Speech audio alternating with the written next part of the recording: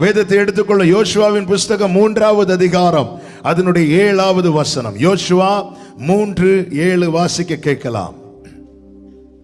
யோசுவாவை நோக்கி, நான் மோசேயோடு இருந்தது போல உன்னோடும் இருக்கிறேன் என்பதை இஸ்ரவேல் எல்லாரும் அறியும்படிக்கு இன்று அவர்கள் கண்களுக்கு முன்பாக உன்னை மேன்மைப்படுத்துவேன். கர்த்தருடைய பரிசுத்த நாமத்திற்கு மகிமை உண்டாவதாக. இந்த மாதத்திலே கர்த்தருடைய வார்த்தைக்காய் தேவ சமூகத்திலே காத்திருந்த போது கர்த்தர் தந்த வார்த்தை இது. நான் உன்னோடு இருக்கிறதை இஸ்ரவேலர் எல்லாரும் அறியும்படிக்கு இன்று அவர்கள் கண்களுக்கு முன்பாக உன்னை மேன்மைப்படுத்துவேன். கைகளை உயர்த்தி ஹல்லேலூயா. வார்த்தைகள், வாக்குத்தத்தங்கள் தேவன் சபையிலே கொடுக்கும் போது அந்த வார்த்தை ஒவ்வொருவரும் தேவன் எனக்கென்று பேசுகிறார், என் குடும்பத்துக்கென்று பேசுகிறார் என்று ஆமேன் என்று சொல்லி எடுத்துக்கொள்ள வேண்டும். ஆமேன், ஹல்லேலூயா. அப்படி எடுத்துக்கொண்டவர்கள் தான் பின்னாட்களிலே சாட்சிகளாய் நிறுத்தப்படுகிறார்கள். அப்படி எடுத்துக்கொள்ளுகிற ஒவ்வொருவரையும் கர்த்தர் சாட்சியாய் நிறுத்துவாராக. ஆமென். கர்த்தருக்கு மகிமை உண்டாவதாக. தேவன் சொன்னார், இன்று நான் அதை காண்பிப்பேன், நான் உன்னை மேன்மைப்படுத்தி நான் உன்னோடு இருக்கிறதை நீ இத்தனை காலம் நீ அறிந்திருக்கிறாய், ஆனால் இன்று அத்தனை ஜனங்களும் அறியும்படிக்கு நான் உன்னை மேன்மைப்படுத்துவேன் என்று சொன்னார். அவர் சொன்னது போலவே செய்தார். 4வது அதிகாரத்தின் 14வது வசனத்தில் இப்படி சொல்லப்பட்டிருக்கிறது, அந்நாளிலே கர்த்தர் தேவன் என்று அதை செய்வேன் என்று சொன்னாரோ அந்நாளிலே தேவன் குறித்தது ஒன்று மாறாது. அவர் செய்வேன் என்று சொன்னது ஒன்று மாறாது. அவர் நியமித்த காலத்தை யாருக்கும் மாற்ற முடியாது. அவர் ஒன்றை எந்த காலத்தில் செய்யணும் நினைச்சிருக்கிறாரோ அந்த காலத்தில் அவர் செய்வார். எனவேதான் ஏசாயர் 14:24 சொல்லப்பட்டிருக்கிறது, நான் நினைத்திருக்கிறபடி நடக்கும், நான் நிர்ணயித்தபடி நிலை நிற்கும் என்று சேனைகளின் கர்த்தர் ஆணையிட்டு சொன்னார். ஹல்லேலூயா. சத்துரு நினைக்கிறது நடக்காது, மனிதர்கள் நினைக்கிறது நடக்காது, ஆனால் தேவன் நினைக்கிறது நடக்கும். இதுவரை நடந்தது அவர் நினைத்தது, இன்று நடந்து கொண்டிருப்பதும் அவர் நினைத்து கொண்டிருக்கிறது. அவர் நினைத்தது தான் நடக்கிறது, இனி நடக்க போறது அவர் நினைத்தது தான். கைகளை உயர்த்தி ஆமென் சொல்லுங்க பார்க்கலாம். கர்த்தருக்கு மகிமை உண்டாவதாக. அந்நாளை தேவன் யோசுவாவின் வாழ்க்கையிலே காண பண்ணினார். எத்தனை பேர் விசுவாசிக்கிறீங்க? என்னை அழைத்தவர், இதுவரை என்னை நடத்தி கொண்டு வந்தவர், எனக்கென்று குறித்த நாளை கர்த்தர் காண பண்ணுவார். யோசுவாவை காண பண்ணினவர் என்னையும் காண பண்ணுவார் என்று விசுவாசிக்கிறவர்கள் மாத்திரம் நல்ல கரங்களை தட்டி ஹல்லேலூயா. அந்நாள், அந்த ஒரு நாளிலே, அந்த ஒரு நாளை கர்த்தர் காணப்படினார். அந்த ஒரு நாளை யோசுவாவுக்கு காண பண்ண தேவன் யோசுவாவை நடத்தின விதங்கள், அதை தான் இந்த நாளிலே நாம் தியானிக்க போகிறோம். கர்த்தர் நம்மோடு கூட பேசுவாராக. அந்நாளை, தேவன் குறித்த நாளை, தேவன் நியமித்த நாளை, தேவன் ஏற்படுத்தின நாளை காண பண்ணுவதற்காக கர்த்தர் யோசுவாவை நடத்தின விதங்கள் ஒவ்வொரு தேவ பிள்ளையும் அறிந்து கொள்ள வேண்டும். மெடிடேஷன்ல கேட்டும் பண்படுத்துகிறார். விதைக்கப்படுவதற்கு முன்னதாக கர்த்தர் நல்லவர், நம்மோடு பேசுகிறவர். ஆமென். ஆவியானவர் ஒருவரே. இந்த நாளிலே கர்த்தர் அதனுடைய தொடர்ச்சியாக கூட எடுத்துக்கொள்ளலாம். கர்த்தர் பேசுவார். யோசுவாவின் வாழ்க்கையை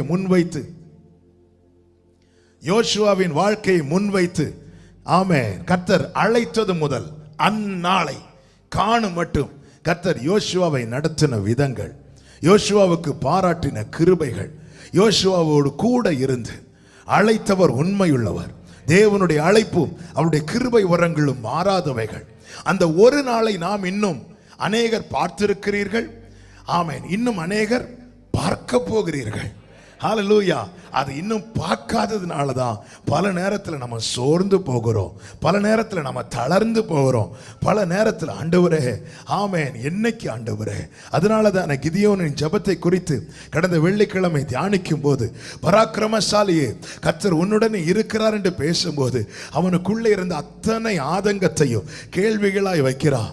நீங்க என் கூட இருந்த இப்படியெல்லாம் நடந்திருக்கும் ஆண்டவரே, என் பிதாக்களுக்கு ஆண்டவர் நீர் செய்த அற்புதங்கள்லாம் எங்க ஆண்டவரே, ஆனால் எங்களை கைவிட்டு விட்டீரே ஆண்டவரே என்று பல கேள்விகள், ஆதங்கத்தை, தன் வேதனையை தேவனுக்கு முன்பாய் கொட்டுகிறான்.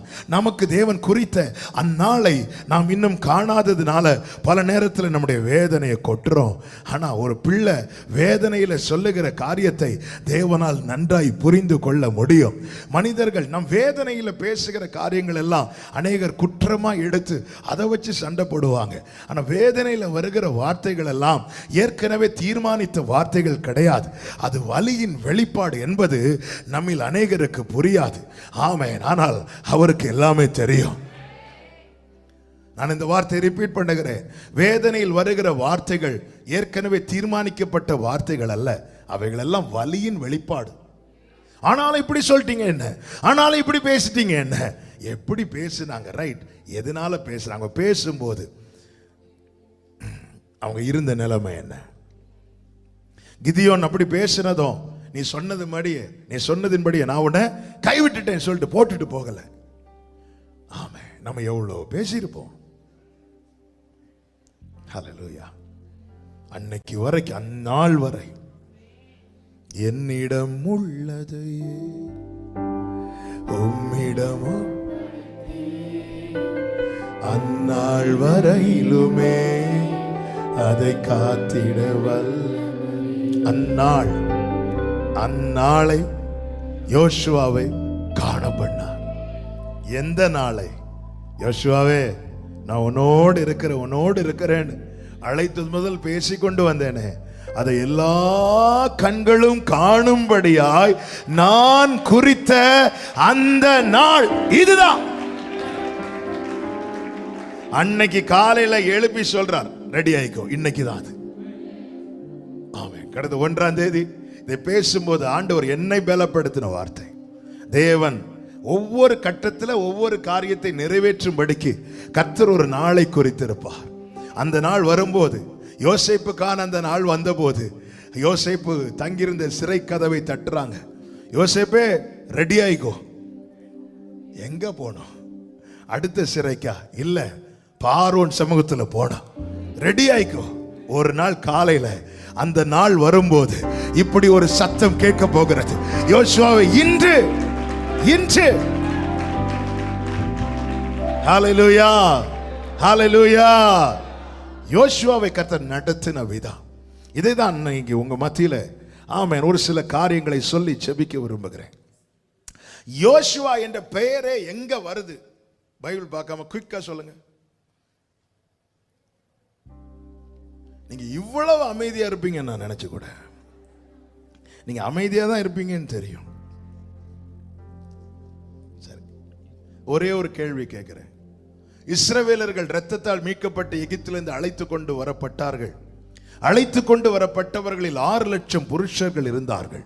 என்னுடைய கேள்வி, அந்த 6 லட்சம் புருஷர்கள் கூட்டத்தில் யோசுவா உண்டா இல்லையா? உண்டுன்னு சொல்றவங்க மாத்திரம் சும்மா அப்படி கை தூக்கி காட்டு. நான் தூக்கிட்டேன்.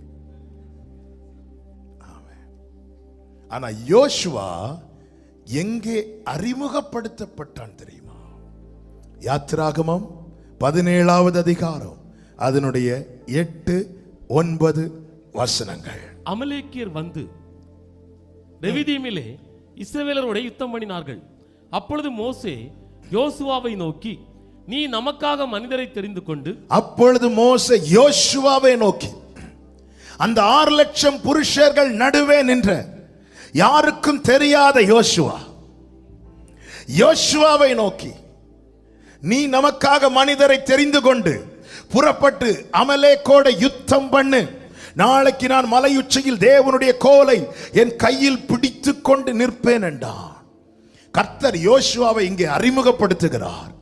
நன்றாய் புரிந்து கொள்ளுங்கள், அழைக்கப்பட்ட ஒவ்வொருவனும் அறிமுகப்படுத்தப்படும் ஒரு நாள் உண்டு. அந்நாளை காண்பதற்கு முன்னே கர்த்தர் சபைக்கும் தேசத்துக்கும் அறிமுகப்படுத்துவார். யோசுவாவை அறிமுகப்படுத்தினது எப்படி தெரியுமா? புல்லுள்ள இடங்களிலும் அமர்ந்த தண்ணீரண்டையிலும் கொண்டு போய் விட்டல்ல, ஒரு யுத்தத்தில் அழைக்கப்பட்டவன் வாழ்க்கையிலே தேவன் ஒரு யுத்தத்தை அனுமதிக்கிறார் என்றால் உன்னை அழிப்பதற்கல்ல, உன்னை அறிமுகப்படுத்துவதற்கு, இந்த உலகத்துக்கு உன்னை அறிமுகப்படுத்துவதற்கு, சபைக்கு உன்னை ஜீசஸ் அறிமுகப்படுத்துவதற்கு. ஹalleluya, ஹalleluya. யாருக்குமே தெரியாது, கூட்டத்தோட கூட்டமா வந்துட்டு போற சபை. நீ அழைக்கப்பட்டவன் உண்மை, ஆனா யாருக்கு தெரியும் ஒண்ண? யாருக்கு தெரியும் ஒண்ண? நாம சிலரா இருக்கிறோம். அங்க 6 லட்சம் பேர் புருஷர்கள் மட்டும். அந்நாளை ஹalleluya 100ல் 1 காணாம போனாலும் அவருக்கு தெரியும். 6 லட்சத்துல 1 அவருக்கு தெரியும். அதனாலதான் என் தலையில் உள்ள முடியெல்லாம் இப்ப யுத்தம். கூட்டத்தோட கூட்டமா ஒரு ஓரத்துல வந்து ஆராதிச்சுட்டு மட்டும் போயிட்டு இருக்கிறோம்.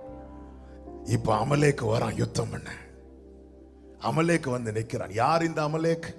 கடைசி வசனத்தை வாசிங்கள். யாத்திராகம் 17 கடைசி. அமலேக்கின் கை கர்த்தருடைய சிங்காசனத்துக்கு விரோதமாய் இருந்தபடியால், கர்த்தருடைய சிங்காசனத்துக்கு விரோதமாய் இருந்தபடியால்.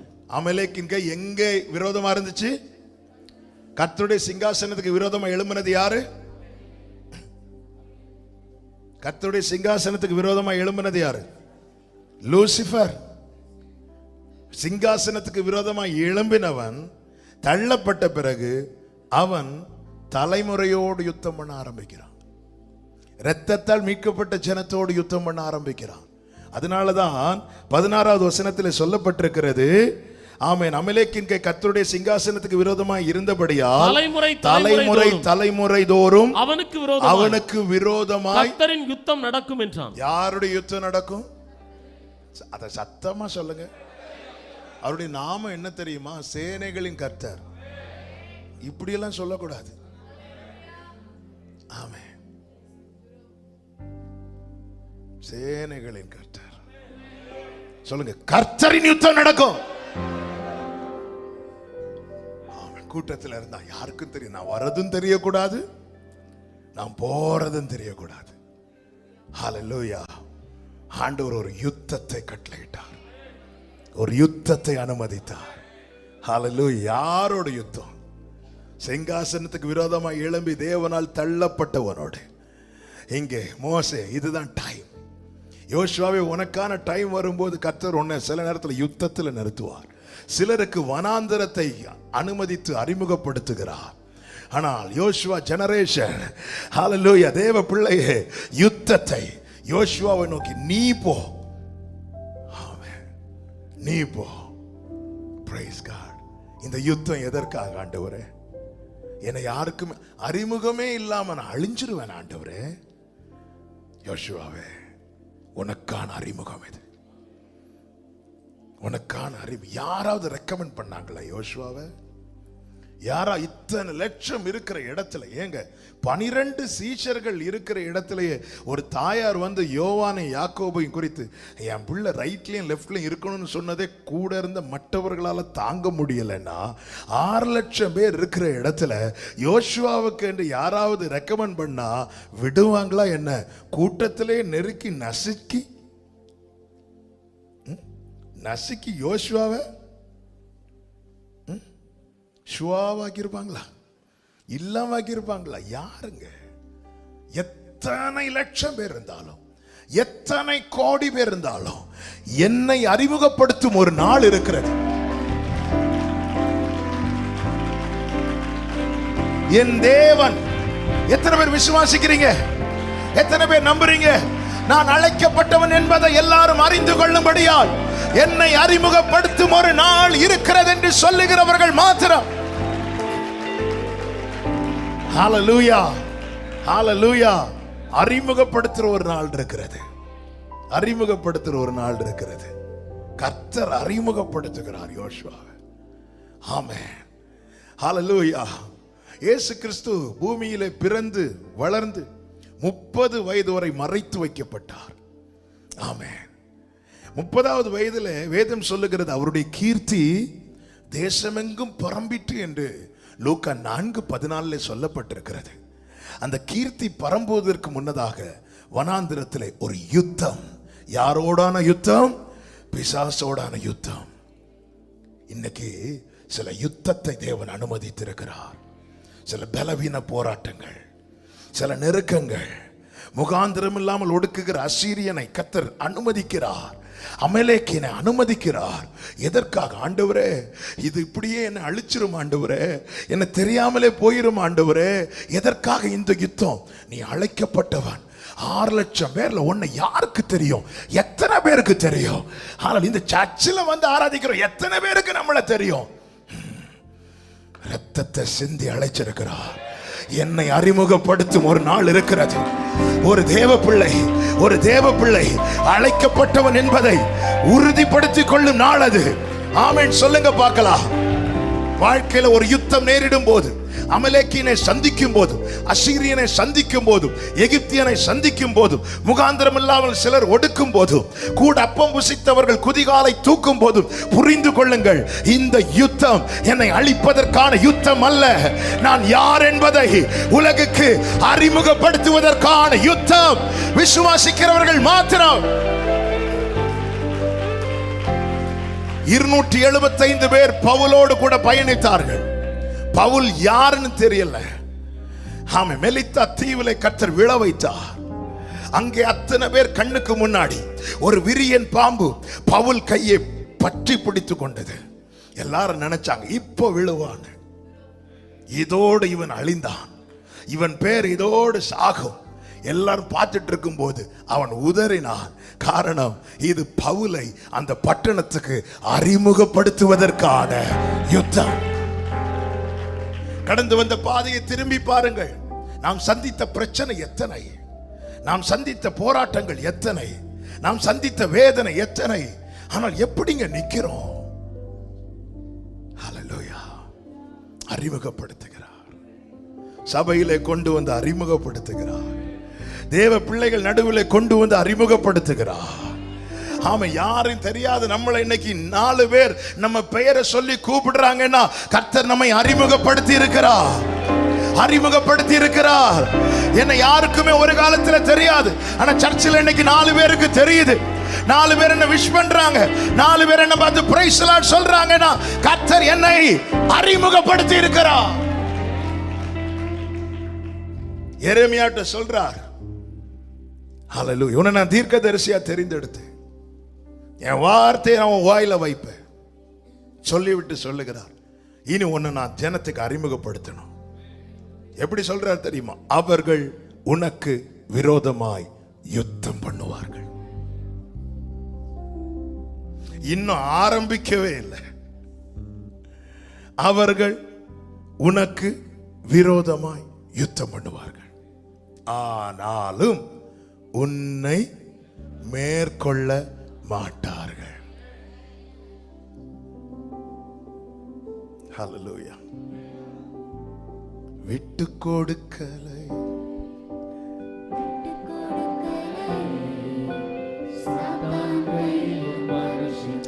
எதற்காக இந்த யுத்தம்? ஏன் இந்த யுத்தம்? எதனால இந்த யுத்தம்?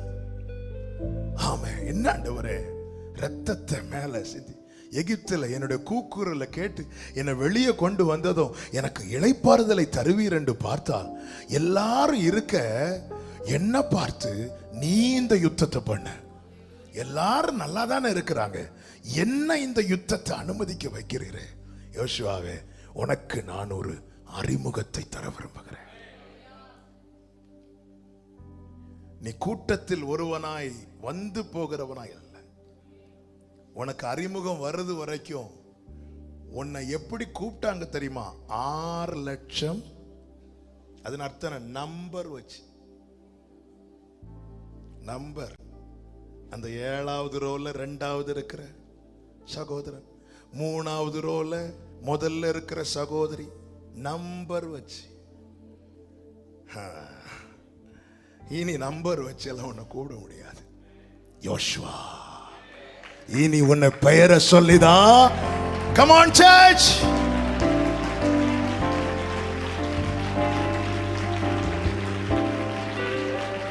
Hallelujah. கொஞ்சம் கூட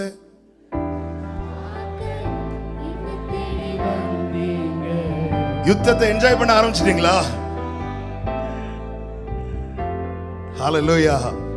இன்னும் எரேமியா ஆரம்பிக்கவே இல்லை, அவர்கள் உனக்கு விரோதமாய் யுத்தம் பண்ணுவார்கள். நீ இவ்வளவு காலம் நீ யாரு? 6 லட்சம் புருஷர்கள் ஒருத்தன். அது எத்தனாவது நம்பர் தெரியாது. 1வது நம்பரோ 6 லட்சம் நம்பரோ, நம்பர் தான். ஆனா 17வது அதிகாரத்துல யுத்தத்துக்கு அப்புறம் இனி நம்பர்லாம் கிடையாது. நீ எங்கெல்லாம் வரியோ அங்கெல்லாம் உன் பெயர் சொல்லப்படும். நீ எங்கெல்லாம் போய் நிக்கிறியோ அங்கெல்லாம் உன் பெயர் சொல்லப்படும். நீ எங்கெல்லாம் போறியோ அங்கெல்லாம் உன் பெயர் சொல்லப்படும். ஹalleluya, ஹalleluya, ஹalleluya. எனக்கான அறிமுகம் வாழ்க்கையில சில போராட்டங்கள் வரும்போது ஏன் இதை சொல்றேன் தெரியுமா? நாம் இன்னும் அந்த நாளை பார்க்கல. அவன் என்னை அழைத்தவரே என்றும் நடத்துவீரே, உங்க கரம் இருக்கு. அப்ப அந்த நாளை இன்னும் காணாமல் ஒரு யுத்தத்தை காண்கிறோம் என்றால் புரிந்து கொள்ளுங்கள். என்னுடைய நம்பர் பிளேட்டை மாற்றி என் நேம் போர்டை போடுறார். அடிமைக்கு நம்பர் உண்டு. இந்த காலத்துல சந்தையில் அடிமைகளை கொண்டு வந்து விற்க வருவார்கள், நம்பர் போட்டு. நம்பரும் போடுவாங்க, விலையும் போடுவாங்க.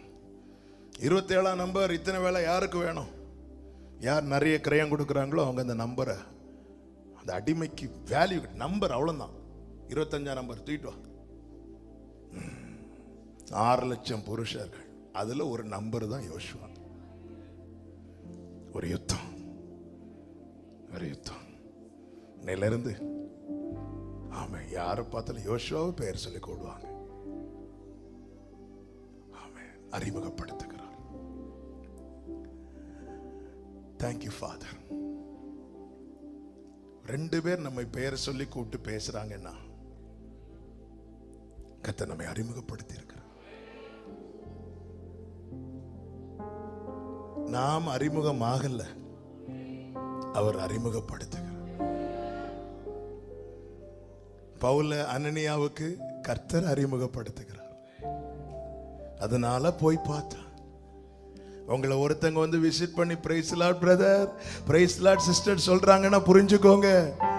ஆமென், கர்த்தர் உங்களை அவர்களுக்கு அறிமுகப்படுத்தி இருக்கிறார்.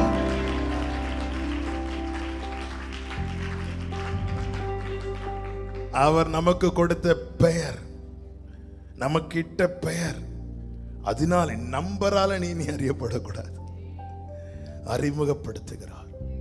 நடத்தி வந்த பாதைகள் நினைக்கும் போதெல்லாம் கண்ணீரோடு. ஆமென், ஆமென், ஹல்லேலூயா, ஹல்லேலூயா, ஆமென். கர்த்தர் அழைத்து கொண்டு வருகிறார். எடுத்ததும் பெயரெல்லாம் தெரியாது, கூட்டத்தில் ஒருவன். ஆனா ஒரு நாள் வந்தது அத்தனை பேர், அத்தனை பேர். ஆமென். அருமையான சகோதரன் அருள் ஜெகன் கடந்த வாரத்தில் கர்த்தருக்குள் நித்திரை அடைந்த சகோதரன் சர்ச்சுக்கு வந்து போன ஆகஸ்ட்ல வந்தார்.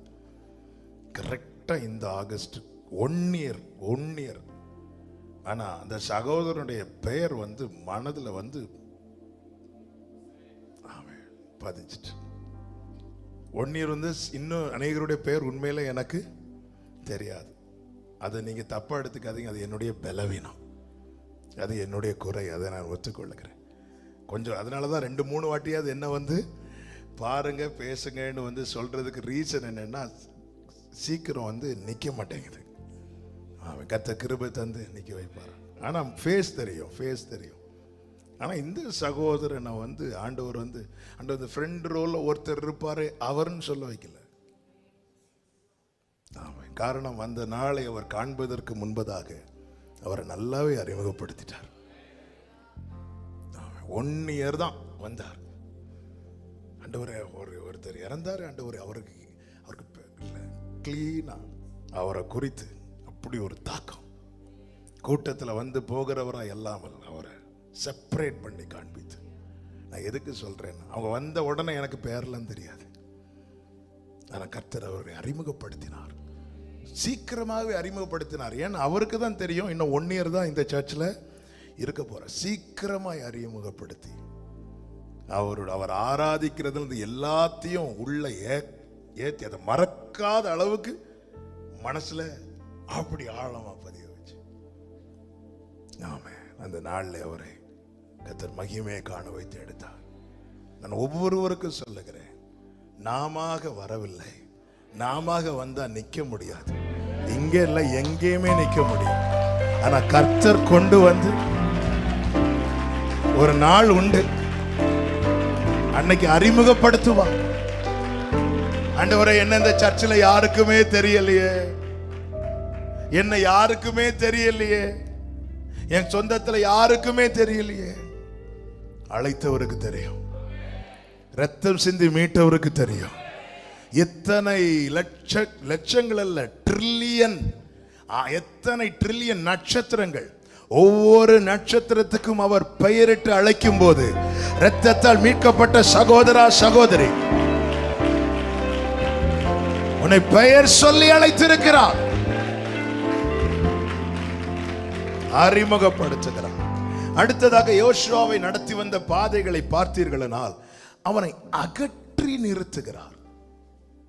அகற்றி கொஞ்சம் செப்பரேட் பண்றார், கொஞ்சம் தள்ளி நிறுத்துறார். நீங்க அந்த 2 வசனங்களை வாசிங்கள். யாத்திராகமம் 24:13, 32:17. அப்பொழுது மோசே தன் ஊழியக்காரனாகிய யோசுவாவோடு எழுந்து போனான். மோசே இப்ப பர்வதத்துக்கு போறாரு. யோசுவாவை கூட்டிட்டு போகல, யோசுவாவை அங்க போகல, ஆனா அந்த கூட்டத்திலிருந்து செப்பரேட் பண்ணி பாதி தூரம் கொண்டு போறார். ஆமே. இப்ப மோசே போற இடத்துக்கு யோசுவா போகல, ஆனா கொஞ்சம் தூரம், அதாவது ஜனங்கள் இருக்கிற அந்த கூட்டத்திலிருந்து கொஞ்சம் செப்பரேட் பண்ணி கொஞ்சம் தள்ளி நிறுத்துறார். தேவனால் அறிமுகப்படுத்தப்பட்டவன் தேவனால் சற்று அகற்றி நிறுத்தப்படுகிறான். 32:17 இப்படி சொல்லப்பட்டிருக்கிறது, ஜனங்கள் ஆரவாரம் பண்ணுகிறதை யோசுவா கேட்டு மோசேயை நோக்கி, பாளையத்தில் யுத்தத்தின் இரைச்சல் உண்டாயிருக்கிறது என்றான். அப்ப ஒரு காரியம் தெளிவாய் தெரிகிறது, பாளையத்தில் யார் இல்ல? யார் இல்ல? யோசுவா இல்ல. மோசே இருந்த இடத்துல யார் இல்ல? யோசுவா இல்ல. அப்ப யோசுவா எங்க இருக்கிறார்? இந்த ரெண்டுக்கும் நடுவுல. ரட்சிக்கப்பட்ட நாம இன்னும் பரலோகத்துக்கு போகல, ஆனால் கர்த்தர் ரட்சித்து சொல்ற, நீங்கள் இவ்வுலகத்தார் அல்ல, எனவே உங்களை நான் மற்ற ஜனங்களை விட்டு பிரித்து எடுத்தேன். ஆண்டவரே, என்னை யாருமே சேர்த்துக்க மாட்டேங்கிறாங்க. இது அநேகருடைய புலம்பல். எல்லாரும் தள்ளுறாங்க. எல்லாரும் தள்ளலப்பா, அவர் உன்னை அகற்றி நிறுத்துறார். வீட்டில் அங்க கொண்டாட்டம் நடக்குது, எல்லாரையும் இன்வைட் பண்ணாங்க, என்ன மட்டும் கூப்பிடல. இன்னைக்கு ரட்சிக்கப்பட்ட தேவ பிள்ளைகளுடைய புலம்பல் இதுவா இருக்கிறது. ஆனால் அழைக்கப்பட்ட தேவ பிள்ளையே, தெரிந்தெடுக்கப்பட்ட யோசுவாவே, நீ புரிந்து கொள், தேவன் உன்னை அநேக காரியங்களை விட்டு அகற்றி நிறுத்துகிறார் என்பதை நீ மறக்க கூடாது. சீரியா இஸ்ரவேலோடு யுத்தம் பண்ண வரும்போது ஆகாப் ராஜா என்ன செய்தான் தெரியுமா? அந்த பட்டணத்தில் இருக்கிற 400 தீர்க்கதரிசிகளை கூடி வர வைத்தான். 1 ராஜாக்கள் 22வது அதிகாரம் அதனுடைய 6வது வசனம். 1 ராஜாக்கள் 22 6வது வசனம். அப்பொழுது இஸ்ரவேலின் ராஜா ஏறக்குறைய 400 தீர்க்கதரிசிகளை கூடி வரச் செய்து, நான் கீலேயாத்தில் உள்ள ராமோத்தின் மேல் யுத்தம் பண்ண போகலாமா போகலாகாதா? நான் இந்த வார்த்தைகளை மட்டும் சொல்லுகிறேன். அந்த பட்டணத்தில் இருக்கிற மற்ற 400 தீர்க்கதரிசிகளை கூடி வர செய்கிறான். கூடி வரனா எல்லாரும் இன்வைட் பண்றான். ராஜ அரண்மனையில் எல்லாரும் வரவழைக்கப்பட்ட, இதை விட சந்தோஷம் என்ன? அத்தனை பேரும் வரவழைக்கப்பட்டிருக்கும் போது யோசபாத் கேட்கிறார், ஆமா வேற யாரும் கிடையாதா? அப்படி கேட்கும் போது ஒருவன் அகற்றப்பட்டிருக்கிறான். ஒருத்தனுக்கு அழைப்பு கொடுக்கப்படவில்லை, அவன் தான் மீகாயா. அவனை கூப்பிடுங்க என்று யோசபாத் சொல்லும்போது ஆகாப் சொன்ன வார்த்தை என்ன தெரியுமா? அடுத்த வசனத்தை வாசிங்கள், 8வது வசனம். அப்பொழுது இஸ்ரவேலின் ராஜா யோசபாத்தை நோக்கி, கர்த்தரிடத்தில் விசாரித்து அறிகிறதற்கு இம்லாவின் குமாரனாகிய மிகாயா என்னும் ஒருவன் இருக்கிறான், ஆனாலும் நான் அவனை அவனை பகைக்கிறேன். ஏன் கூப்பிடல மீகாயாவ? மீதி எல்லாரையும் கூப்பிட்டாங்களே, ஏன் மீகாயாவை கூப்பிடல? ஆகாப் சொல்லுகிறான், நான் அவனை பகைக்கிறேன். ரட்சிக்கப்பட்ட தேவ பிள்ளைகளை அநேகர் அழைக்காததின் காரணத்தை புரிஞ்சுக்கணும். எல்லாரும் ஒதுக்கிட்டாங்க. ஏன் ஒதுக்குனாங்க? தேவன் உங்களை அகற்றினதுனால. என்னை ஏன் ஒதுக்குறாங்க? தேவன் என்னை அகற்றினதுனால. என்னை ஏன் ஒதுக்குறாங்க? தேவன் என்னை பிரித்தெடுத்ததுனால. அப்ப நான் தேவனால் பிரித்தெடுக்கப்பட்டவன் என்பதின் அடையாளம் என்ன? எல்லாரையும் கூப்பிடுற இடத்துல என்ன கூப்பிட மாட்டாங்க.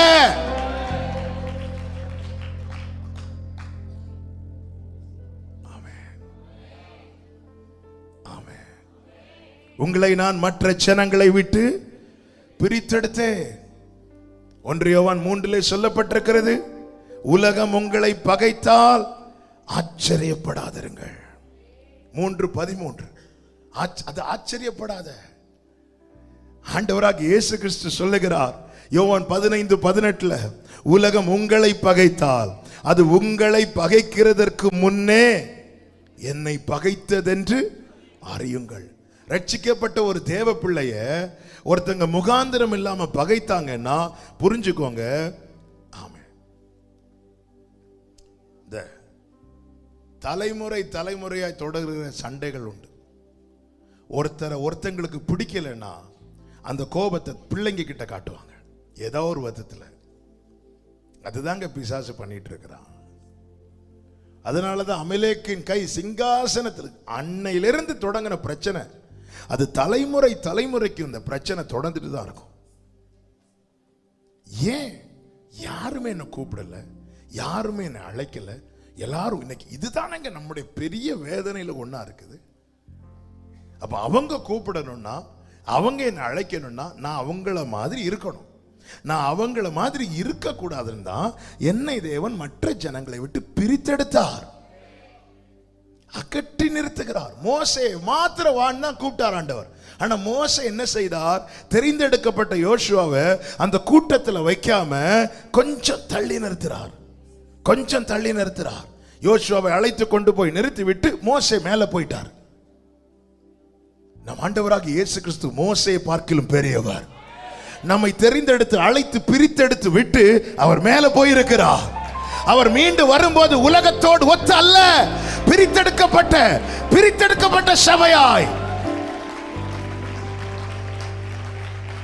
ஹல்லேலூயா.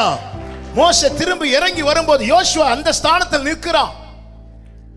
இப்பொழுது மோசே இறங்கி வருகிறார். இறங்கி வந்து மலையிலிருந்து கீழே இறங்கி பாளையத்துக்கு போகும்போது யோசுவாவை அழைத்து கொண்டு போகிறான். வா, நீ ஏன் கூட வா. எதற்கு? யுத்தம் பண்ண. கர்த்தர் வருவார். சாத்ருவோடும் சாத்தானோடும் அவன் சேனையோடும் யுத்தம் பண்ண. யாரோடு கூட சேர்ந்து யுத்தம் பண்ணுவார் தெரியுமா? பிரித்தெடுக்கப்பட்ட சபையோடு கூட, அவருடைய பரிசுத்தவான்களோடு கூட. அதனால இங்கே ஒரு கால், அங்க ஒரு கால். யோசுவா இப்படி பிரித்தெடுக்கப்பட்டதுனாலதான் தேவ கோபத்துக்கு உள்ளாக வேண்டிய கூட்டத்திலிருந்து தப்புவிக்கப்பட்டான். அங்க இருந்த அத்தனை பேர் மேலும் தேவ கோபம் பற்றி எறிந்தது. ஆமென். லேவி கோத்திரத்தை தவிர அத்தனை பேரும் மடிந்தார்கள். ஹல்லேலூயா. கர்த்தருடைய வருகை மிக சமீபம். அந்நாளை காண போகிறோம். யோசுவா அந்நாளை நீ காண வேண்டும் என்பதற்காக உன்னை நான் மற்ற ஜனங்களை விட்டு பிரித்தெடுத்திருக்கிறார். இறங்கி வரப்போகிறார் ராஜா. ஹல்லேலூயா. ராஜாதி ராஜா வரப்போகிறார். வரும்போது தம்முடைய பரிசுத்தவான்களோடு கூட, அவர் மாத்திரமல்ல, குதிரையில வரப்போகிறது. நம்மையும் குதிரையில ஏற்றி ராஜா வருகிறார்.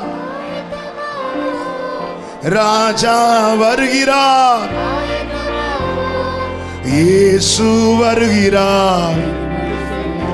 ஆமென். ஏன் உலகத்துக்கு ஒத்த வேஷம் வேண்டாம் என்று தள்ளினார்கள்? ஏன் உலக ஆடம்பரங்கள் வேண்டாம் என்று தள்ளினார்கள்? ஏன் உலக வாழ்க்கை வேண்டாம் என்று தள்ளினார்கள்? ஏன் பாவம் வேண்டாம் என்று தள்ளினார்கள்? இந்த மேன்மையை அடைய மோசே போகும்போது யோசுவாவை கூட்டிட்டு போய் இங்க நல்ல மோசே போயிட்டார். மோசே வர தாமதித்ததும் மற்றவங்க எல்லாம் பாவம் செய்ய ஆரம்பிச்சிட்டாங்க. 2000 வருவார்னு சொன்னாங்க, 2005 வருவார்னு சொன்னாங்க, 2010 வருவார்னாங்க, 2012 வருவார்னாங்க, 20 வருவார்னாங்க. தாண்டி போயிட்டே இருக்கு. இப்படி தாண்டி போறதுனால ஜனங்கள் புசிக்கவும் குடிக்கவும் விளையாடவும் எழுந்திருந்தார்கள். யோசுவா மோசே தன்னை எந்த ஸ்தானத்தில் நிறுத்தினானோ அங்கே இருக்கிறான். உலகம் பார்த்து சிரிச்சிருக்கும். வாழ தெரியாதவன், பிழைக்க தெரியாதவன், அனுபவிக்க தெரியாதவன். ஏன் நாங்க ரட்சிக்கப்படலையா, நாங்க சர்ச்சுக்கு போகலையா, என்னெல்லாம் சொல்லியிருப்பாங்க. இப்போ எல்லாரும் சொல்லட்டும். ஆனா மேல போன மோசே திரும்ப கீழே இறங்கி வர போகிறான். திரும்ப கீழே கையில் என்ன இருக்கிறது தெரியுமா? வார்த்தை என்னும் பட்டயம் இருக்கிறது. கீழே இறங்கி தனியாக வரவில்லை, தான் ஏற்படுத்தின ஸ்தானத்தில் தரித்து நின்ற யோசுவாவை கூட்டிக் கொண்டு மோசே வருகிறார். இதுதான் கர்த்தர் செய்ய போகிறார். நம்ம அவர் வரும்போது எந்த கூட்டத்தில் இருக்க போறோம்? அவரோடு கூட யுத்தம் பண்ணுகிற கூட்டமா, அவருக்கு விரோதமா யுத்தம் பண்ணுகிற கூட்டமா? பிரித்தெடுத்து இருக்கிறார். பிரித்தெடுத்தி பிறக்கு முன்னால் அநேக அந்நிய சத்தங்கள் காதுல விழும். ஆமென். ஆரோனும் ஜனங்களை பிரியப்படுத்த சரி போட்டு, இது ஓகே, இது ஓகே, அட்ஜஸ்ட் பண்ண ஆரம்பித்து விட்டான். இரத்தத்தால் மீட்கப்பட்டு கொண்டு வந்திருக்கிறார். மோசே அவங்க நினைச்ச நாள்ல வராததும் அவங்க நினைச்சிட்டாங்க மோசே வர இன்னும் டிலே ஆகும். ஆனா அவங்க நினைக்காத நேரத்தில் மோசே வந்துட்டார். இதுதான் கர்த்தர் சொல்லுகிறார். இதோ நான் திருடனை போல வருகிறேன். உன் மானம் காணப்பட ஒருவன் உன் வஸ்திரத்தை எடுத்துக்கொள்ளாதபடிக்கு எச்சரிக்கையாயிரு. ஒரு தேவ பிள்ளையுடைய எதிர்பார்ப்பு என்ன தெரியுமா? அவர் வரும் நாளினில் என்னை காரமாசைத்து அன்பாய் கூப்பிட்டு சேர்த்து கொள்வார். ஆமென். அவர் வரும் நாளினில் என்னை காரமாசைத்து அன்பாய் கூப்பிட்டு சேர்த்து கொள்வார். ஆமென். அவர் சமூகமதில் அங்கே அவருடனே ஆடி பாடி மகிழ்ந்திடுவே. அவர் சமூகமதில் அங்கே அவருடனே ஆடி பாடி மகிழ்ந்திடுவே. 400 தீர்க்கதரிசிகளை ஆகாப் அழைக்கிறான். மீகாயாவுக்கு மட்டும் அழைப்பு கொடுக்கப்படவில்லை. இந்த அழைப்பு மீகாயாவுக்கு கொடுக்கப்படாததுனால அனுப்பப்பட்ட பொய்யின் ஆவி மற்ற எல்லாரையும் பிடித்தது, இவனை தொடல. அனுப்பப்பட்ட பொய்யின் ஆவி அந்த 400 பேரையும் பிடிச்சது. யாரை மட்டும் தொடல?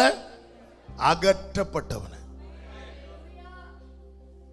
இந்த கோபாக்கினை அத்தனை பேர் மேல் விழுந்தது, யோசுவா மேல விழல. ஏன் விழல? அகற்றப்பட்டதுனால. Praise God. ஒரு தேவப்புள்ள புரிந்து கொள்ளணும். பெலிஸ்தியர் இந்த மண்டபம் இடிந்து விழுந்து அத்தனை பேரும் இருந்தார்கள். சிம்சோனும் மரித்தான். காரணம் என்ன? அவனும் அதற்கு உள்ளே இருந்ததுனால. அபிஷேகம் பண்ணப்பட்டவன் தான், பிரதிஷ்டை உள்ளவன் தான், தேவ பலத்தை உடையவன் தான். ஆனால் உள்ளே இருந்தான். உள்ளே இருந்தான். சோதோமை அழிக்கும் போது கர்த்தர் லோத்தை என்ன செய்தார் தெரியுமா? அகற்றினார். அகற்றினார். அகற்றிட்டார். யோசுவாவுக்கு ஒரு ஆரம்பத்தை கொடுக்கிறார். யோசுவாவை அகற்றி நிறுத்துகிறார். இந்த வார்த்தையை தியானித்த போது கர்த்தர் என்னோடு பேச ஆரம்பித்தார். என் ஆண்டவராகிய இயேசு கிறிஸ்து பேச ஆரம்பித்தார். அதை நான் அப்படியே எழுதி வைத்தேன். என்னை பகைத்த உலகம் உன்னை பகைக்குமானால் என்னை நேசித்த பிதா உன்னையும் நேசிக்கிறார். ஆமென். என்னை ஒதுக்கின உலகம் உன்னை ஒதுக்குமானால் என்னை உயர்த்தின பிதா உன்னையும் உயர்த்துவார். ஆமென். அதனால நீ ஆச்சரியப்படாத. உன்னை செய்யறதுக்கு முன்னாடி என்ன செஞ்சாங்க? என்ன செஞ்சாங்களோ அதை ஒன்னே செய்யறாங்க. என்ன புரிஞ்சுக்கோ, நீ என்னால் அகற்றப்பட்டு நிறுத்தப்பட்டிருக்கிற.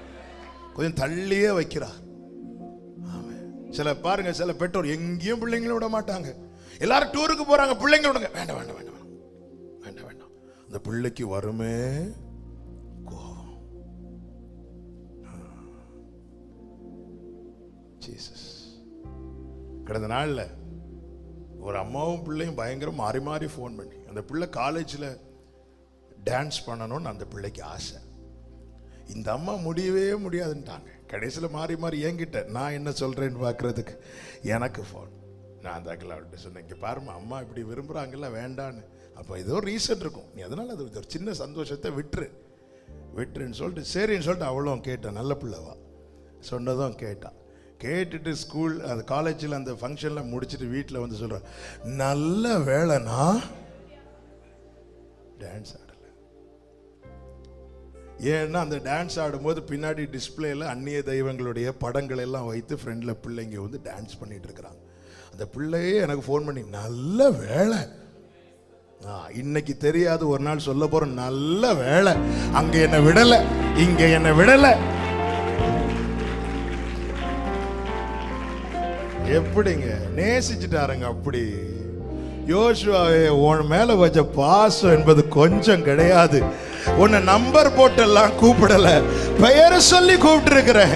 உன்னை நான் விடுவேன் அப்படி? எப்ராஹிமே, உன்னை எப்படி கைவிடுவேன்? இஸ்ரவேலே, உன்னை எப்படி ஒப்பு கொடுப்பேன்? எப்ராஹிமே, உன்னை எப்படி கைவிடுவேன்? இஸ்ரவேலே, உன்னை எப்படி ஒப்பு கொடுப்பேன்?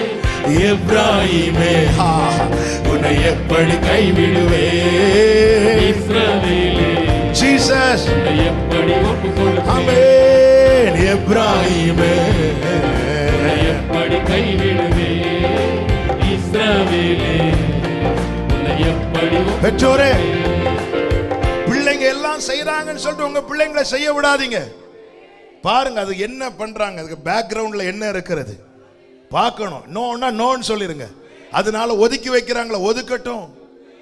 அதனால கோபாக்கினைக்கு யோசுவா தப்பு வைக்கப்பட்டான். பொய் நாவிக்கு மீகாயா தப்பு வைக்கப்பட்டா. இந்த உலக கண்ணிகளுக்கும் சுருக்குகளுக்கும் நம்முடைய பிள்ளைகள் தப்பு வைக்கப்படுவார்கள். ஆமென். அது எல்லாரும் பண்றாங்க, அதனால எல்லாரும் நோ. பூமி பிளக்கும் போது ஒரு கூட்டம் உள்ள போறாங்க, மோசே பக்கத்துல யோசுவா நிக்கிறான். இது ஒண்ணுதான் ஒரு தேவ பிள்ளைக்கு பாதுகாப்பு. நான் இங்க சொன்னேன் நினைக்கிறேன், ஒரு இடத்துல தீப்பிடித்து எரிந்து கொண்டு இருக்கிறது. பையன் அலறான். பையனுக்கு இப்ப தைரியத்தை கொடுக்கணும். அப்பா என்ன செய்தார் தெரியுமா? ஏற்கனவே எரிந்த இடத்துல கொண்டு போய் பையனை கொண்டு வந்து நிறுத்துறார். இங்க நெல்லு அப்பா, இங்க ஆல்ரெடி எரிஞ்சிட்டுலப்பா, ஆல்ரெடி கரிஞ்சிருக்குல்லப்பா. ஏற்கனவே தீ பிடித்ததுல இன்னொரு விசை தீ பற்றாது. அதனால நீ சேஃபா இருக்கணும்னா இங்க இருக்கணும். ஏற்கனவே அடிக்கப்பட்டு மரித்த ஒருவர் இருக்கிறார். சேஃபா இருக்கணும்னா இயேசுவின் மார்பில சாய்ந்திருந்தா மட்டும்தான். வேற எங்க போனாலும் இந்த பாவம் இன்னும் தீ பிடிச்சிரும், இந்த அசுத்தம் தீ பிடிச்சிரும். அதனாலதான் சிலுவையில 6 மணி நேரம் தொங்கிட்டு இருந்தா.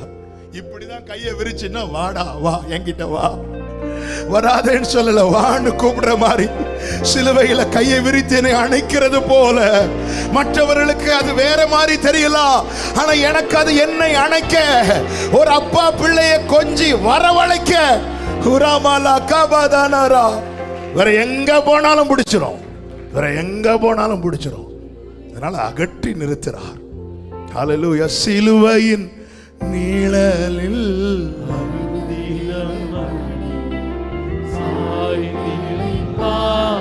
இதெல்லாம் எதுக்கு தெரியுமா? அந்த நாளை காண.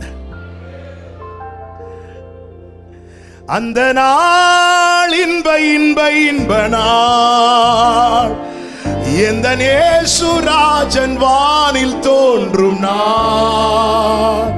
ஹல்லேலூயா, ஹல்லேலூயா, ஹல்லேலூயா.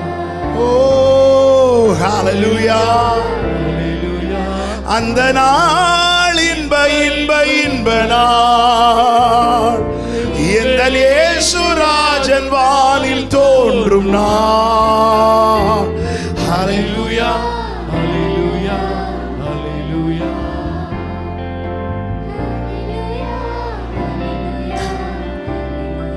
அறிமுகப்படுத்துகிறார், அகற்றி நிறுத்துகிறார். மூன்றாவது, அறிந்து கொள்ள செய்கிறார். என்ன அறிந்து கொள்ள செய்கிறார்? என்னாகமம் 11வது அதிகாரம் 28, 29 வசனங்களை வாசிக்க கேட்கலாம்.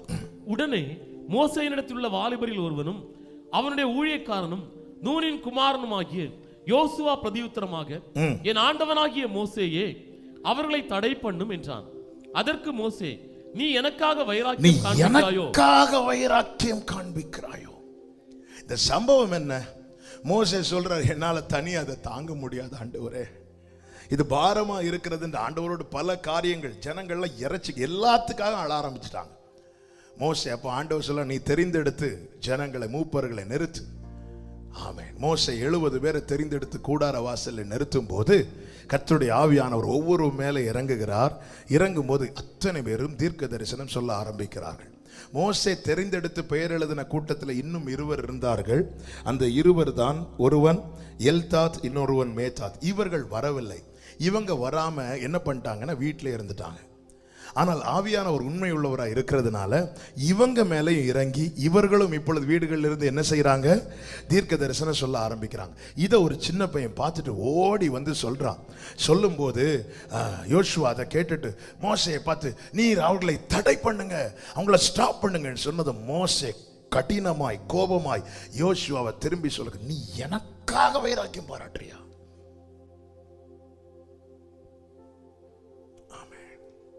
ஊழியக்காரரோடு இருக்கிறான், ஊழியக்காரருக்கு பணிவிடை செய்கிறான், ஊழியக்காரரை கனம் பண்ணுகிறான், ஊழியக்காரரை நேசிக்கிறான். ஆனால் கர்த்தருக்காய் பாராட்ட வேண்டிய வைராக்கியத்தை ஊழியக்காரனுக்காய் பாராட்டிட்டான். யோசுவாவே, உன்னுடைய ஃபோக்கஸ் மோசே மேல இருக்கக்கூடாது. நாளைக்கு மோசே இல்லாம நீ நிக்க போற. அறிந்து கொள்ள வைக்கிறான், அறிந்து கொள்ள வைக்கிறான். நாம் யாருக்காக வைராக்கியம் பாராட்டுறோம்? நாம் யாருக்காக? பவுலை சேர்ந்தவன் என்று சொல்லுகிறோமா? அப்பல்லோவை சேர்ந்தவன் என்று சொல்லுகிறோமா? கேபாவை சேர்ந்தவன் என்று சொல்லுகிறோமா? கேட்டா நாம் எல்லாருமே வருகைக்கு காத்திருக்கிறவர்கள். கொரிந்து சபைக்கு அப்படித்தானே சொல்லப்பட்டிருக்கிறது. 1 கொரிந்தியர் 1வது அதிகாரம் 7வது வசனத்தை வாசியுங்கள். அப்படியே நீங்கள் யாதொரு வரத்திலும் குறைவில்லாதவர்களாய் நம்முடைய கர்த்தராகிய இயேசு கிறிஸ்து வெளிப்படுவதற்கு காத்திருக்கிறீர்கள். இப்போ சபை எதுக்கு காத்திருக்குது? அந்த நாளுக்காக. எல்லாரும் சொல்லுங்க, அந்த நாளுக்காக. ஆனா சபை எப்படி இருக்கிறது? அடுத்து 13வது வசனத்தை வாசியுங்கள். 12வது வசனம். உங்களில் சிலர் பவுலை சேர்ந்தவன் ஒரு கூட்டம், அப்பல்லோவை சேர்ந்தவன் ஒரு கூட்டம், கேபாவை சேர்ந்தவன் ஒரு கூட்டம், நாங்க ஒருத்தரையும் சேர மாட்டோம், நாங்க இயேசுவை சேர்ந்தவன் இன்னொரு கூட்டம். இப்படி சொல்லுகிறீர்கள். 13வது வசனம். கிறிஸ்து பிரிந்திருக்கிறாரா? பவுலா உங்களுக்காக சிலுவையில் அறையப்பட்டார். பவுலா உங்களுக்காக சிலுவையில் அறையப்பட்டார். யோசுவாவே, நீ யாருக்காக வைராக்கியம் பாராட்டணும் தெரியுமா? இப்பொழுது உன் முன்னாடி நிக்கிற மோசேக்காக அல்ல, உன்னை அத்தனை கூட்டத்தின் நடுவில் இருந்து அழைத்து பிரித்தெடுத்து இதுவரை கொண்டு வந்து இந்த நிலையில நிறுத்தி வைத்திருக்கிறாரே, அவருக்கு வைராக்கியம் பாராட்டணும். எங்க சர்ச்சு தெரியுமா? எங்க பாஸ்டர் தெரியுமா? யாருக்காக வைராக்கியம் பாராட்டுறோம்? மனிதர்கள் தான். ஒருபோதும் மனிதர்களை விக்கிரகமாக்க கூடாது. மனிதர்களை விக்கிரகமாக்க கூடாது. அந்நாளை பார்க்கணும்னா திருத்தப்படணும். யோசுவா அறிந்து கொள்ள வைக்கிறேன். யோசுவாவே, நீ எனக்காக வைராக்கியம் பாராட்டாத. என் கூட இருக்கிற உண்மைதான், என்னை கனப்படுத்துற உண்மைதான். கர்த்தர் அதற்கேற்ற பலனை தருவார். ஆனா கர்த்தருடைய ஸ்தானத்துல நீ மோசையை பார்த்துடாத. ஏன்னா நாளைக்கு நான் உன் கூட இருக்க மாட்டேன். நீ மோசை இல்லாம வந்து நிக்க போறவருங்க. அன்னைக்கு திணறிடுவ, அன்னைக்கு தளர்ந்துருவ. எனக்கு எங்க அப்பாவை ரொம்ப பிடிக்கும். 2016 எங்க அப்பா ஓட்டத்தை முடித்து போனதும் ஆமென், அடுத்த செகண்ட் என்னால யோசிக்கவே முடியாம இருந்தேன். கர்த்தர் சொன்ன, நான் தான் இருக்கிறேன். கிருபையினால இத்தனை ஆண்டுகள் ஆமென், கர்த்தர் நான் காணாத நன்மைகளை எல்லாம் காண பண்ணார். என் தகப்பனால் வாங்கி கொடுக்க முடியாததெல்லாம் அவர் கையில கொடுத்தார். ஆமென். நம்ம யாருக்காக வைராக்கியம் பாராட்டுறோம்? பாரம்பரியத்துக்காகவா? சிலர் பாரம்பரியத்தை விட மாட்டாங்க. கேட்டா நாங்கெல்லாம் வருகைக்கு காத்திருக்கிறோம், அந்நாளை காண காத்திருக்கிறோம். ஆனா பாரம்பரியத்தை விட மாட்டோம், சொந்தங்களை விட மாட்டோம். ஆமா, எங்களுக்கு பாஸ்டர் தான் எல்லாமே. போச்சு பாஸ்டருக்கு கதை அதோட. மோசே கர்த்தரை பார்த்து கொண்டிருக்கும் மட்டும் எலியா கர்த்தரை பார்த்து கொண்டிருக்கும் மட்டும் காகம் அப்பம் கொண்டு வந்தது. ஒரு நாள் எலியா காகத்தை காணுமேன்னா அதோட காகத்துக்கு கதை நீ கிளம்புண்டார். நாங்க கொஞ்ச நாள் கூட ஊழியம் செய்ய விரும்புகிறோம். நாங்களும் பவுல், அதனால தாங்க பவுலுக்கு எல்லாரும் மாலை போட்டு கொண்டாட ஆரம்பிச்சாங்க. உடனே பவுல் ஒரு டேட்டு கொடுத்து, இந்த நாள்ல எங்களுக்கு பவுல் வஸ்திரத்தை கிழிச்சிட்டு, இங்க பாருப்பா என் சரீரத்தில் எவ்வளவு பலவீனம் இருக்கு தெரியும், எங்களில் வெளிப்படுகிற கிருபையை மட்டும் தான் நீங்க பாக்குறீங்க, இதுக்குள்ள எவ்வளவு பலவீனம் தெரியுமா, எவ்வளவு கஷ்டம் தெரியுமா. உங்களை மாதிரி நாங்களும் பலவீனர்கள் தான். உங்களுக்கு மகிமைப்படுத்தணுமா, உங்களுக்கு கொண்டாடணுமா, இதோ உங்களுக்காய் சிலுவையில் அறைந்த என் ஆண்டவராகிய இயேசு கிறிஸ்துவை கொண்டாடுங்கள். அந்நாளை காண விரும்புகிறவர்களுக்கு சொல்லுகிற வார்த்தை, இயேசுவையே உயர்த்துங்கள். ரதத்தை குறித்து மேன்மை பாராட்டாதிருங்கள், குதிரைகளை குறித்து மேன்மை பாராட்டாதிருங்கள். நமக்காய் பலியான நம் ஆண்டவராகிய இயேசு கிறிஸ்துவின் நாமத்தை குறித்து மேன்மை பாராட்டுங்கள். ஹல்லேலூயா. அறிந்து கொள்ள வைக்கிறார். நான்காவதாக அடையாளப்படுத்துகிறார். அடையாளம், முத்திரை. அதுதான் என்ன? உபாகம் 31 அதனுடைய 7-8 வசனங்கள். பின்பு மோசே யோசுவாவை அழைத்து இஸ்ரவேல் எல்லாரும் பார்த்திருக்க, glory Jesus. இதுதாங்க அடையாளம். ஒரு தேவ பிள்ளையினுடைய அடையாளம் என்ன என்பதை அறிந்து கொள்ளணும். அத்தனை ஜனங்கள் பார்த்திருக்க அவனை நோக்கி பலங்கொண்டு திடமனதாயிரு, கர்த்தர் இவர்களுக்கு கொடுப்பேன் என்று இவர்களுடைய பிதாக்களுக்கு ஆணையிட்ட தேசத்துக்கு நீ இந்த ஜனத்தை அழைத்து கொண்டு போய் இதை அவர்கள் சுதந்தரிக்கும்படி செய்வாய். கர்த்தர் தாமே உனக்கு முன்பாக போகிறவர், அவர் உன்னோட இருப்பார், அவர் உன்னை விட்டு விலகுவதும் இல்லை, உன்னை கைவிடுவதும் இல்லை, நீ பயப்படவும் கலங்கவும் வேண்டாம். ஒரு தேவ பிள்ளையின் அடையாளம் என்ன தெரியுமா? இத்தனை ஜனங்கள் நடுவில் நம்மோடு பேசுகிற வார்த்தை, எனக்காக பேசுகிற வார்த்தை. அத்தனை ஜனங்கள் பார்த்திருக்க மோசே யோசுவாவை அழைத்து அவனுக்கான ரேமா, அவனுக்கான வார்த்தை கொடுக்கிறார். யோசுவாவே, இதுதான் உன்னுடைய அடையாளம், இதை பிடித்துக்கொள், இதை பிடித்துக்கொள். ஆராதனை ஆரம்பத்திலிருந்தே கர்த்தர் பேச ஆரம்பித்து விடுவார். பாடல் பகுதியில் பேசுவார், ஜெப பகுதியில் பேசுவார், தியான பகுதியில் பேசுவார். பேசுவார். யாரை கொண்டு பேசுவார்? ஆமென். போன் வரும், பிரதர் உங்க மூலமா கர்த்தர் பேசினார், உங்க மூலமா கர்த்தர் பேசினார். ரைட். இன்னொரு போன் வரும், அப்படி யார் பேசுறீங்க? ஜான் சாம் பேசுறேன். டேவிட் சாம் இல்லையா? அவங்கள்ட்ட பேசணும். நான் நம்பர் அனுப்பி தரேன். ஏன்? அவங்க மூலமா கர்த்தர் பேசினார். இல்ல ஜான் சாம் மூலதான் வாங்கினான் அப்படி நினைச்சிட்டேன்னா பேசுறது ஸ்டாப் பண்ணிடுவார். அதுக்கப்புறம் வரதெல்லாம் எழுத்து கொல்லும். அதுக்கப்புறம் தூக்கி போட்டு யார் மூலமா பேசுவார்? பேதுரு மூலம் 3000 பேர்கிட்ட பேசினார். பேதுரு கிட்ட ஒரு சேவல் மூலம் பேசினார். சேவல் பைபிள் காலேஜில் போய் படிச்சு வந்து ஹீப்ருலையா சொல்லிச்சு. எப்படி சத்தம் போட்டிருக்கோம்? சத்தம் போடுங்க யாராவது. சேவல் எப்படி சத்தம் போடு? சண்டே ஸ்கூல் செக்ரட்டரி சும்மா கொக்கரக்கோன்னு, ஆண்டவரே என் பாவங்களை எனக்கு மன்னியும். நம்ம கேட்டா அது இன்னும் சாகலையா, இன்னைக்கு கறி வச்சிடலாம். அவ்வளவுதான். ரட்சிப்பு கர்த்தருடையது. இத்தனை பேர் நடுவுல அத்தனை பேர் பார்த்திருக்க என்னோடு கர்த்தர் பேசுகிறார். நான் புரிஞ்சுக்கோங்க, எனக்கு அடையாளத்தை போட்டுட்டார், எனக்கு அடையாளத்தை போட்டுட்டார், எனக்கு அடையாளத்தை போட்டுட்டார். ஐந்தாவதாக ஆயத்தப்படுத்துகிறார். எப்படி ஆயத்தப்படுத்துகிறார்? உபாகமம் 32:44, 34:9, யோசுவா 1:9, இந்த 3 வசனங்களை வேகமாய் வாசிங்க. மோசேயும் நூனின் குமாரனாகிய யோசுவாவும் வந்து இந்த பாட்டின் வார்த்தைகளை எல்லாம் ஜனங்கள் கேட்கத்தக்கதாக சொன்னார்கள். இப்போ மோசே ஆரம்பத்தில் அழைக்கிறார், மோசே கூட கூட்டிட்டு போறார். இப்போ மோசே பாடும்போது கூட யோசுவாவும் பாடுறார். எங்கோ இருந்த நம்மை தேவன் இரத்தத்தினால மீட்டு அழைத்து கொண்டு வந்து இன்னைக்கு சபையாய் சேர்ந்து நம்மை பாட வைக்கிறார்னா புரிஞ்சுக்கோங்க, கர்த்தர் நம்மை ஆயத்தப்படுத்துகிறார், ஆயத்தப்படுத்துகிறார், ஆயத்தப்படுத்துகிறார்.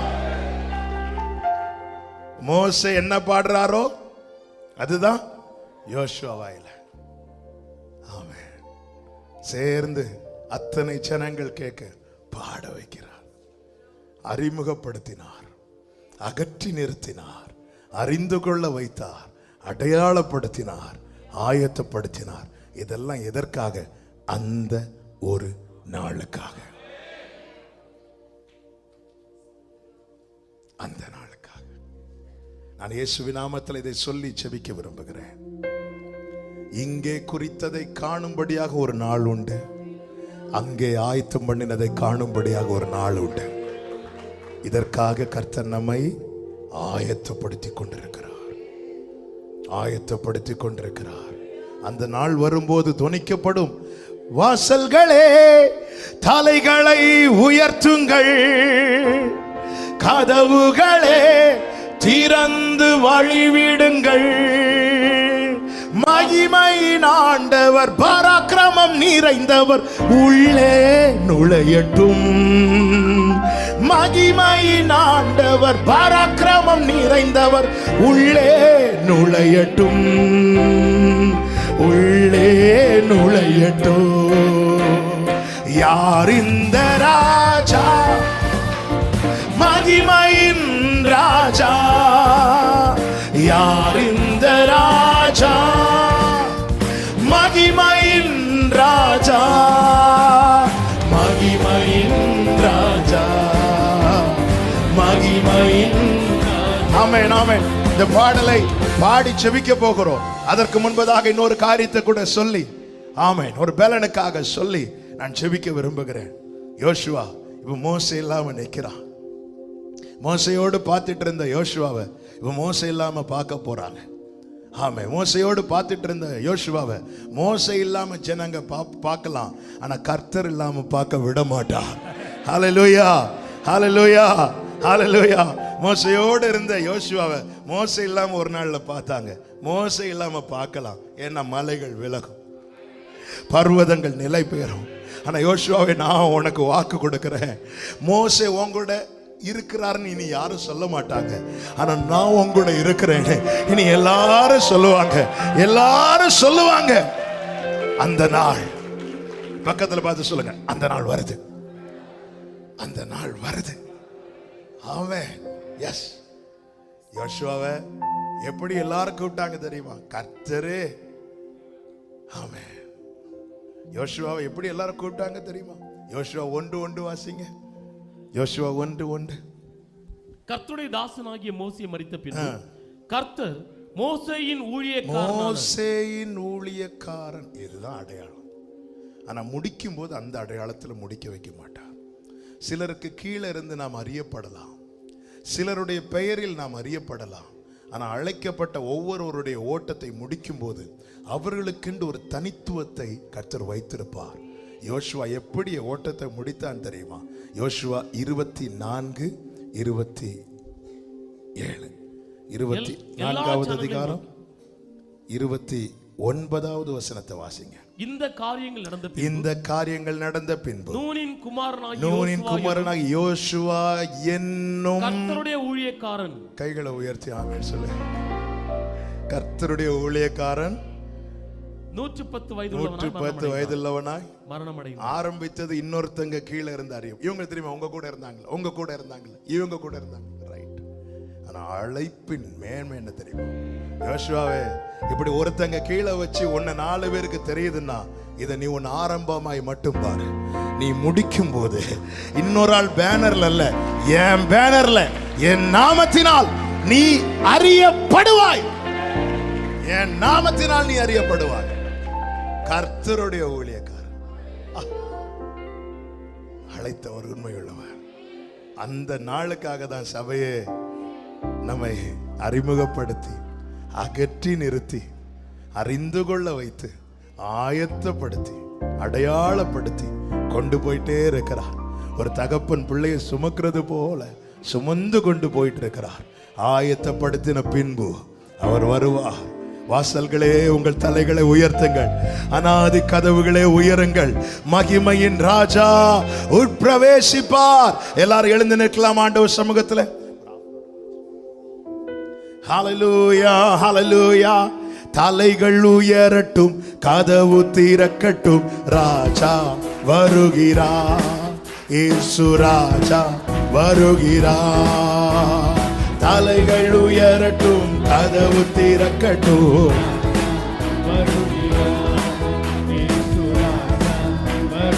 ஆமென். யார் இந்த ராஜா? மகிமையின் ராஜா,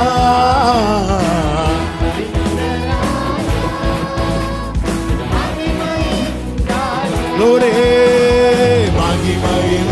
ராஜா, மகிமையின் ராஜா. தலைகள் உயரட்டும், தலைகள் உயரட்டும், கதவு திறக்கட்டும், ராஜா வருகிறார், இயேசு ராஜா வருகிறார். தலைகள் உயரட்டும், தலைகள் உயரட்டும், கதவு திறக்கட்டும், ராஜா வருகிறார். ஆமென், ஹல்லேலூயா. வாசல்களே தலைகளை உயர்த்துங்கள், கதவுகளே திறந்து வழிவிடுங்கள். வாசல்களே தலைகளை உயர்த்துங்கள், ஜீசஸ், கதவுகளே திறந்து வழிவிடுங்கள். ஆமென். படைகளின் ஆண்டவர், பராக்கிரமம் நிறைந்தவர் உள்ளே நுழையட்டும். படைகளின் ஆண்டவர், பராக்கிரமம் நிறைந்தவர் உள்ளே நுழையட்டும், உள்ளே நுழைய. சொல்லு, யார் இந்த ராஜா? யார் இந்த ராஜா? சொல்லுங்க, மகிமையின் ராஜா, மகிமையின் ராஜா. ஆமென். யார் இந்த ராஜா? மகிமையின் ராஜா. ஆமென். மகிமையின் ராஜா, மகிமையின் ராஜா. தலைகள் உயரட்டும், கதவு திறக்கட்டும், ராஜா வருகிறார், இயேசு ராஜா வருகிறார். தலைகள் உயரட்டும், கதவு திறக்கட்டும், ராஜா சேமகரா ஹந்தரே. சொல்லு, மண்ணுலகம், மண்ணுலகம் கர்த்தருக்கு சொந்தமன்றோ, அதன் குடிகள் எல்லாம் அவரின் உடைமை என்றோ. மண்ணுலகம் கர்த்தருக்கு சொந்தமன்றோ, அதன் குடிகள் எல்லாம் அவரின் உடைமை என்றோ. சொல்லுவோம், தேடுவோம் அவரை, நாடுவோம் தினமும் இரட்சகர் இயேசுவை. தேடுவோம் அவரை, நாடுவோம் தினமும் இரட்சகர் இயேசுவை, இரட்சகர். யார் இந்த ராஜா? யார் இந்த ராஜா? மகிமையின் ராஜா. யார் இந்த ராஜா?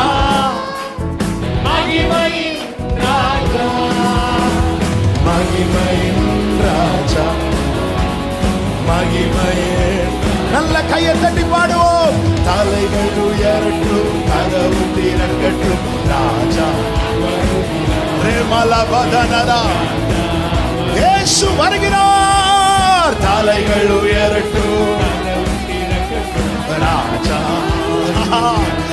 நாளிலே சொல்லுங்க, தலைகள் உயரட்டும், தலைகள் உயரட்டும், ராஜா வருகிறார், இயேசு ராஜா வருகிறார். தலைகள் உயரட்டும்.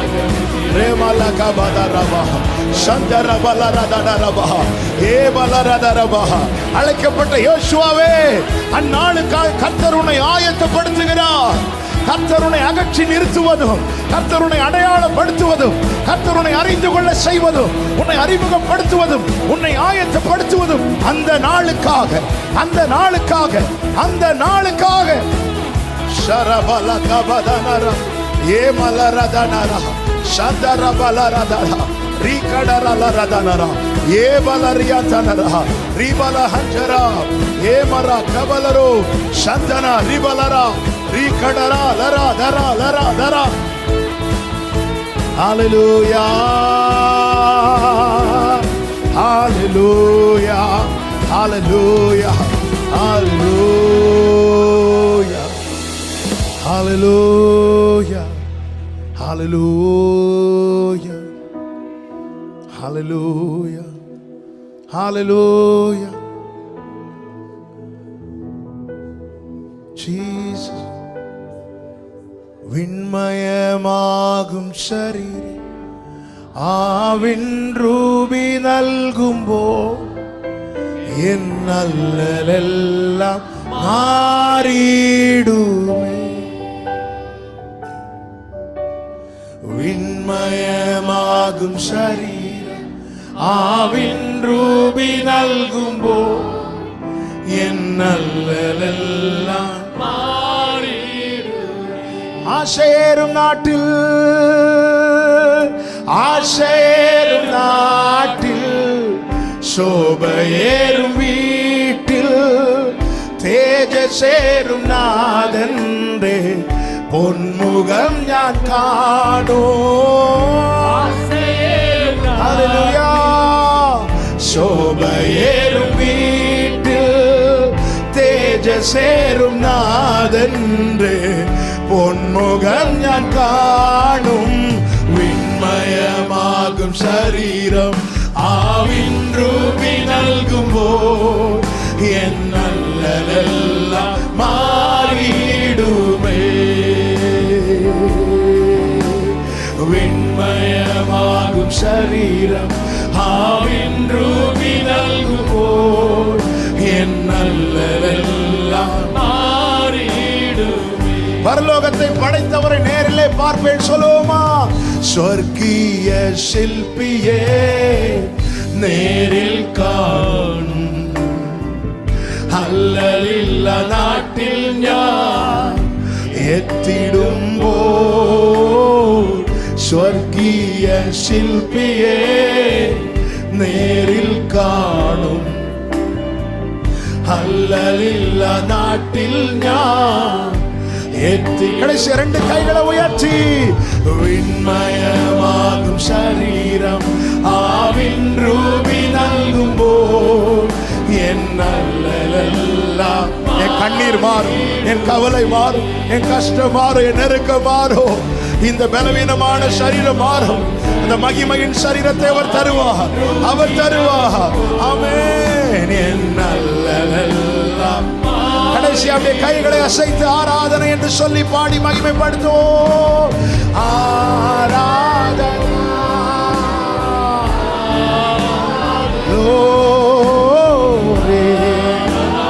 ரிபலம சேகடரலராதனரா. ஆராதனா. Jesus, Jesus. ஹalleluya. ஆமென். ஆராதனா. எல்லா மகிமையும், எல்லா கனமும், எல்லா துதியும், எல்லா ஸ்தோத்திரங்களும் எங்கள் ஆண்டவரும் இரட்சகருமாகிய இயேசு கிறிஸ்துவுக்கே. ஆமென், ஆமென்.